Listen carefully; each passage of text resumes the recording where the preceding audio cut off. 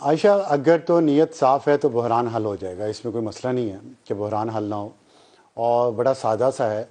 لیکن یہاں لگتا نہیں ہے کہ بحران حل کرنا چاہ رہے ہیں معزز بینچ.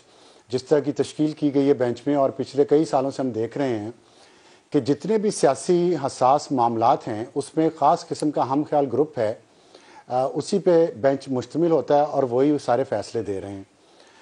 اور جو دو ججز پہ اعتراض ہوا ہے اس میں ایک تو ہے معزز جج مظاہر علی نقوی صاحب، جن کے بارے میں ایک ریفرنس تو فائل ہو چکا ہے کہ انہوں نے کرپشن کی ہے اور ایک بہت سستی زمین، بہت مہنگی زمین بہت سستے داموں لی ہے.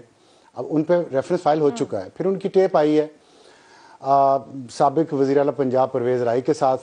پھر عابد زبیری کی بھی ایک ٹیپ آئی ہے جس کا ذکر آج معزز جج جسٹس جمال مندوخیل صاحب نے اپنے اعتراض میں کیا بینچ میں بیٹھ کے، جو بڑا ویلڈ ہے اور اس کو اس طرح ڈسمس نہیں کیا جا سکتا کہ وہ بینچ کا آپس کا معاملہ ہے اور ایسی کوئی نظیر نہیں ہے. بڑا اہم انہوں نے اس پہ نقطہ اٹھایا ہے. اور تیسری بات یہ ہے کہ جو جسٹس اعجاز الحسن صاحب ہیں اور جسٹس مظاہر علی نقوی ہیں، انہوں نے غلام محمد ڈوگر سی سی پی او کی بحالی کا کیس تھا، اس میں الیکشن کا معاملہ لے کے آئے اور اس کے آرڈر میں انہوں نے لکھوا دیا کہ اس پہ سو موٹو ہونا چاہیے. تو وہ اپنا جو ذہن تھا وہ اس کو ڈسکلوز کر چکے ہیں آلریڈی.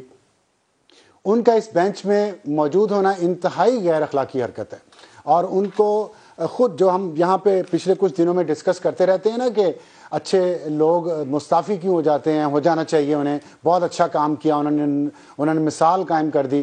تو یہ ہے وہ وقت یورپین سٹینڈرڈز یہاں پہ قائم کرنے کا کہ جن ججز پہ اعتراض ہے وہ مستعفی ہو جائیں یا پھر وہ قانون کا سامنا کریں، یا معزز چیف جسٹس صاحب حوصلہ کریں اور ان کے خلاف جو ریفرنس ہے اس پہ پہلے فیصلہ کریں یا انہیں اس بینچ میں سے ہٹا دیں جس پہ تمام بارز نے اعتراض کیا. آپ نے اپنے انٹرو میں بھی بتایا ہے، بہت تفصیل سے آپ نے وہ ساری بات بتا دی ہے.